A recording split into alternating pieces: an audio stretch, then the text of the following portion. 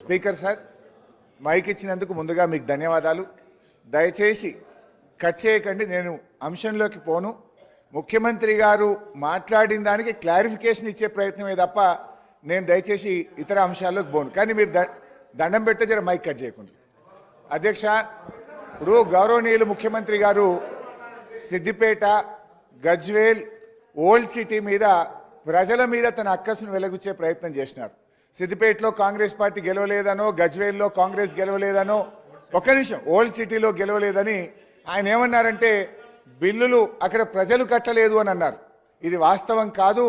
అక్కడ ఏదన్నా ఒక లిఫ్ట్ ఇరిగేషన్ ప్రాజెక్టుదో ఒక ఇండస్ట్రియలిస్ట్ ఎవరైనా కట్టకపోతే ఇవాళ మీరు ప్రభుత్వంలో ఉన్నారు కనుక మీరు ఆ బిల్లులు వసూలు చేయండి తప్ప మొత్తం ఆ నియోజకవర్గ ప్రజల్ని బదనాం చేసే విధంగా మాట్లాడడం సబబు కాదు అని మీ ద్వారా విజ్ఞప్తి చేస్తున్న అధ్యక్ష. ఇక రెండో విషయం అధ్యక్ష, ముఖ్యమంత్రి గారు ఇంకో విషయం అన్నారు. బీఆర్ఎస్ పార్టీ కాంగ్రెస్తో పొత్తు పెట్టుకుంది, తెలుగుదేశంతో పెట్టుకుంది, ఎంఐఎంతో పెట్టుకుందని అన్నారు అధ్యక్ష. అవును, మేము పెట్టుకున్నాం. నిజంగా టీఆర్ఎస్ పార్టీ ఆ రోజు 2004లో కాంగ్రెస్ పార్టీతో పొత్తు పెట్టుకొని మీరు తెలంగాణ ఇస్తామని కామన్ మినిమం ప్రోగ్రాంలో పెట్టి రాష్ట్రపతి నోట చెప్పి మీరు మోసం చేసిండు కనుకనే మిమ్మల్ని వదిలిపెట్టి ఆ రోజు తెలుగుదేశం పార్టీతో పొత్తు పెట్టుకున్నాం అధ్యక్ష. అయితే ఇవాళ మేము తెలుగుదేశంతో పెట్టుకున్నా, కాంగ్రెస్తో పెట్టుకున్నా, ఎవరితో పెట్టుకున్నా మొత్తం ఈ రాష్ట్ర దేశ రాజకీయ వ్యవస్థను ఒప్పించి మెప్పించి తెలంగాణ సాధనలో భాగంగా చేసినాం. ఇవాళ మేము సక్సెస్ అయినాం. మా ప్రయత్నం వల్లనే ఇవాళ తెలంగాణ వచ్చింది. లేకపోతే ఆ రోజు తెలుగుదేశం తెలంగాణకు జై తెలంగాణ అంటేనే పెట్టుకుంటామన్నాం. మాకు సీట్లు, ఓట్ల కంటే కూడా రాజకీయ వ్యవస్థను ఒప్పించాలి, మెప్పించాలి, ఈ రాష్ట్రాన్ని సాధించాలని ఒక వ్యూహాత్మక భాగంలో మేము చేసినాం. ఇవాళ విజయం సాధించినాం. ఇవాళ రాష్ట్రాన్ని మేము సాధించినాం అనేటువంటి విషయాన్ని ముఖ్యమంత్రి గారు గుర్తుపెట్టుకోవాలి. ముఖ్యమంత్రి గారు ఆయన వ్యక్తిగతంగా పదవుల కోసం ఆయన పార్టీలు మారింది తప్ప మేము ఇతర రాజకీయ పార్టీలతో పొత్తు పెట్టుకుంటే తెలంగాణ కోసం మేము పెట్టుకున్నాం అధ్యక్ష.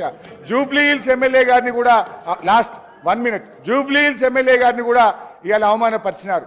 జూబ్లీ హిల్స్ ప్రజలు, విజ్ఞులైనటువంటి ప్రజలు మా ఎమ్మెల్యే గోపీనాథ్ గారిని గెలిపిస్తే ఏదో ఎంఐఎం పోటీలో పెట్టడం వల్ల ఆయన గెలిచిండని జూబ్లీ హిల్స్ ప్రజల్ని అవమానపరిచే విధంగా జూబ్లీ హిల్స్ ఎమ్మెల్యే గారి పేరు కూడా తీసుకోలేదు. వారికి ఎందుకు వస్తారు? వివేకానంద గారు సార్, వారు తెలంగాణ వారి ఎలా గౌరవ సభ్యులు మాట్లాడుతూ సిద్దిపేట ప్రజలు బిల్లులు ఎక్కడ కూడా ప్రజలు అనే పదం రాలే ఉంటేదాన్ని తప్పకుండా మీరు ప్రజల పదం రాలే.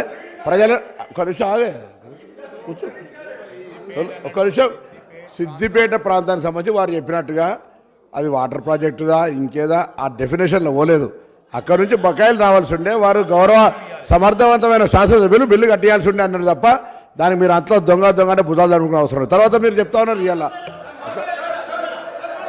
అరే నేనేమన్నా భూతాలు జరుపుకునే అవసరం లేదు, ప్రజల గురించి మాట్లాడలేదని చెప్తా ఉన్నా. తర్వాత అధ్యక్ష ఇంకొక మాట, ఇలా తెలంగాణకు సంబంధించి చెప్తారు. తెలంగాణ కాంగ్రెస్ చేయకపోతే వాళ్ళు తెచ్చింది అధ్యక్ష. ఇలా తెలంగాణ తెస్తే మీరు 10 సంవత్సరాలు మంత్రులు, దయచేసి ఆ విషయం మర్చిపోవద్దు. ఇలా తెలంగాణ తేకపోతే తెలంగాణ పార్లమెంట్ ఆర్టికల్ 3 ఇవాళ మీ పార్లమెంట్ సభ్యులు కేశవరావు గారు కానీ కాంగ్రెస్ పార్లమెంట్ సభ్యులు లేకపోతే తెలంగాణ ఎక్కడ అధ్యక్ష? ఇలా వీళ్ళు మాట్లాడతారు. ఆనాటి నాయకత్వం ఒకరని చెప్తానా, అన్పార్లమెంట్ అయితే తెలుగుతాం కానీ వీడికే ఏం రాకుండా పోయినా కూడా పార్లమెంట్లో తెలంగాణ బిల్ పాస్ అయిపోతే రాకపోతుంది అధ్యక్ష. ఆనాడు స్పీకర్, లోక్సభ స్పీకర్, ఆనాడు సభ్యులు పోడియం దగ్గర లొల్లైతుంటే కూడా బిల్లు ఏ విధంగా పాద్యాలు చేస్తే ఇట్లా మాట్లాడితే ఇట్లా బరుగుతే ఎట్లా నడుస్తుంది అధ్యక్ష? నేను అడుగుతా ఉన్నా, ఇలా బరాబరుగా కాంగ్రెస్ పార్టీ సోనియా గాంధీ గారి నాయకత్వంలో ఈ హౌస్ లో వాళ్ళ నాయకుడు చెప్పిండు సోనియా గాంధీ లేకపోతే తెలంగాణ వచ్చేది కాదు. ఇవాళ ఇట్లా మాట్లాడితే ఎట్లా అధ్యక్ష? ఆనాడు ఉండే పరిస్థితి వల్ల మేము మళ్ళీ చెప్తున్నాం, మా రాజగోపాల్ రెడ్డి గారు, మా డాక్టర్ వివేక్ గారు, మేము ఆయన వాళ్ళ ఎంపీ కేశవరావు గారు, ఇలా శాసన మండలి చైర్మన్ సుఖాంజరెడ్డి గారు కానీ పార్లమెంట్ సభ్యులం లేకపోతే ఎక్కడిది తెలంగాణ అధ్యక్ష? సోనియా గాంధీ గారు లేకపోతే అధ్యక్ష. ఇంకొకటి సబ్జెక్ట్ ఈవేరు కాకుండా ఒకటి గౌరవ నేను జగదీశ్వర్ రెడ్డి గారు మంత్రి గారిని అడుగుతా ఉన్నా, 10 సంవత్సరాలలో ఎన్ని సంవత్సరాలు విద్యుత్ శాఖ మంత్రి గారు తెలియదు అధ్యక్ష. ఒకరు కుసారు అయినా మెంబర్ ఆఫ్ ఈరోజు అధ్యక్ష 2010 అధ్యక్ష 2010 ఫిబ్రవరిలో ఆనాటి గౌరవ ముఖ్యమంత్రి గారు రోషయ్య గారు తెలంగాణ ఉద్యమం ఉన్నప్పటికీ కూడా మేము ఆనాడు శ్రీధర్ బాబు గారు, మేము గౌరవ శాసనసభ్యులు కేటీ రామారావు గారు శాసనసభ్యులు, మేము ఆనాడు నేదురూరులో ఒక పవర్ ప్లాంట్ ఫౌండేషన్ వేసుకున్నాం 3 × 700 2100 మెగావాట్కు. అధ్యక్ష, నేను ఎందుకు చెప్తా ఉన్నానంటే ఆ పవర్ ప్లాంట్ ఫౌండేషన్ వేసుకున్నాం 2010లో. మేము పార్లమెంట్ సభ్యుని, గ్యాస్ అలొకేషన్ రాలే. ముఖ్యమంత్రి గారు అనేక సందర్భాల్లో లెక్క రాసిండు. 432 ఎకరాల జాగాను 13 కోట్లు పెట్టి ఆనాడు సేకరణ చేసిన. అధ్యక్ష, పొల్యూషన్ సంబంధించినటువంటి అన్ని అనుమతులు వచ్చినాయి. వాటర్ శాంక్షన్ తీసుకున్నాం. దానికి సంబంధించిన పర్యావరణ అనుమతులతో పాటుగా మొత్తం అనుమతులు వచ్చాయి. అధ్యక్ష, మేము చేస్తలేమని గౌరవ సభ్యులు వేరే ఈ సభలలో పేర్లు వద్దు కాబట్టి చెప్తాను. నేను చెప్పినాక చెప్పు సార్, చెప్పు సార్. నేను గౌరవ సభ్యులు మిగతా లేని వాళ్ళ పేరు తీసుకోవద్దు కానీ నేను తీసుకుంటలేను. వాళ్ళు మా పిండ ప్రదానం చేసిన అధ్యక్ష అన్నాడు. నేను బతికున్నటువంటి పార్లమెంట్ సభ్యుడిని ఆ ప్రాజెక్ట్ ఎందుకు చేస్తలేరని మా పిండ ప్రదానం చేశారు. ఇవాళ వీళ్ళు 10 ఏళ్ళ అధికారులు, మేమేం చేయాలి అధ్యక్ష? వీళ్ళకి ఇవ్వాలి ఆ ప్రాజెక్ట్ ఎందుకు కట్టాలి? బొగ్గులేని యాదాద్రి భద్రత చేస్తారు. నాకు సింగరేణి, నాకు కూతవేటలు ఉంటుంది. నా ప్రాజెక్ట్ ఎదురు ఎందుకు చేయాలి అధ్యక్ష? 432 ఎకరాల జాగా సేకరించి ఎదగట్లేదు ఉంది అధ్యక్ష. దానికి పర్యావరణ అనుమతులు కాదంటే మీకు పేపర్ పంపిస్తా. పర్యావరణ అనుమతులు, లోయర్ మేనర్ నుంచి నీటి శాంక్షన్, ఎవ్రీథింగ్. పబ్లిక్ హియరింగ్ కూడా అయింది అధ్యక్ష. పబ్లిక్ అరే రన్నింగ్ కామెంటరీ మంత్రివి, గౌరవనీయుడివి, నువ్వు ఇట్లా రన్నింగ్ కామెంటరీ చేసేట మీరు? నేను అడుగుతాను సభాధ్యక్ష, ఇది మర్యాద కాదు. నేను అడుగుతాను, నాకు బిడ్డగా నా పిండ ప్రయాణం చేసిరు. ఇవాళ బతుకున్నాను పిండ ప్రయాణం చేస్తాం. వీళ్ళు వాళ్ళని ఏం చేయాలి అధ్యక్ష? వాళ్ళకి బాధ్యత లేదా?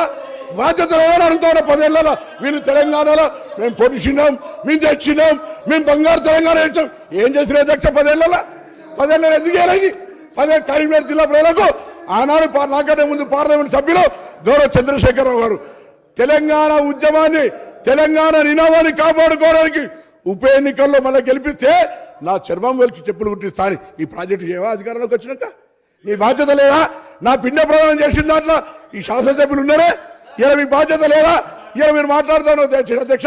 నా ప్రాజెక్టుకి సంబంధించి ఎందుకు చేయలేదో కూడా జవాబు చెప్పాల్సిన అవసరం నా జిల్లా ప్రజలకు వీళ్ళకు ఉందని మనం చెప్తాను.